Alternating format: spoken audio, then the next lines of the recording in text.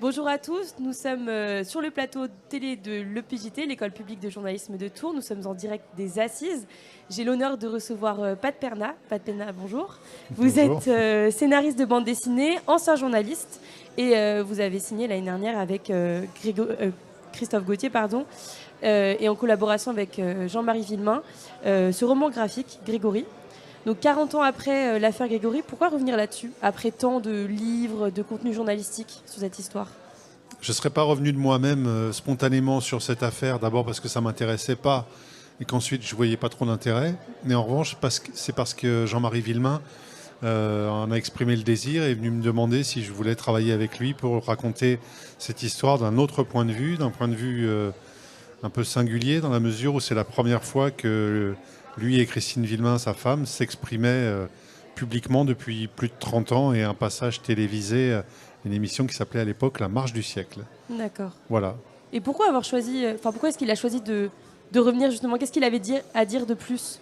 Il avait à dire l'essentiel, le principal, la seule chose qu'il vaille d'être dite, c'est-à-dire comment eux ont traversé cette affaire, quel est leur ressenti, quels sont leurs sentiments. En fait, ils avaient besoin d'exprimer tout simplement leur vérité. Voilà. Et quelle est la part de fiction dans ce roman graphique? Il n'y a pas de part de fiction, ce n'est que la vérité. D'accord. Comment ça s'est passé avec Jean-Marie Villemain? Vous avez beaucoup discuté avec lui, vous avez fourni des documents? Les deux, c'est-à-dire qu'on a passé des heures, des jours entiers à parler de manière très informelle de tout et de rien. On a tissé un lien d'amitié. Et puis après, de mon côté, j'ai travaillé pour essayer de retranscrire ça de manière, d'une part, la plus fidèle possible le concernant et concernant Christine, et puis vis-à-vis des faits, le simple... Mon ancien statut de journaliste me pousse à une rigueur extrême, surtout dans cette affaire.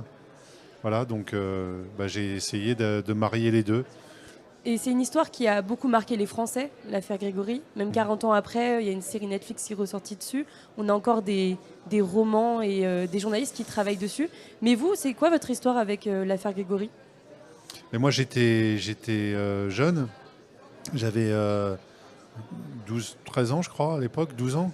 Et j'étais marqué parce que toute la société était marquée. C'est au-delà d'un fait divers, c'est l'objet de la discussion qu'on va avoir dans quelques minutes.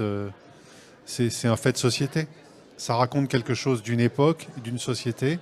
C'est là où l'affaire Grégory est intéressante, c'est que à la fois c'est un fait politique, c'est un fait sociétal et c'est un fait divers. Et du coup, tous les ingrédients sont réunis pour en faire une grande affaire médiatique, une grande histoire. Voilà. Merci beaucoup, Pat Perna, d'avoir répondu à mes questions. On se retrouve pour la suite des Assises, toujours sur le compte YouTube de l'EPJT, l'École publique de journalisme de Tours. Merci beaucoup.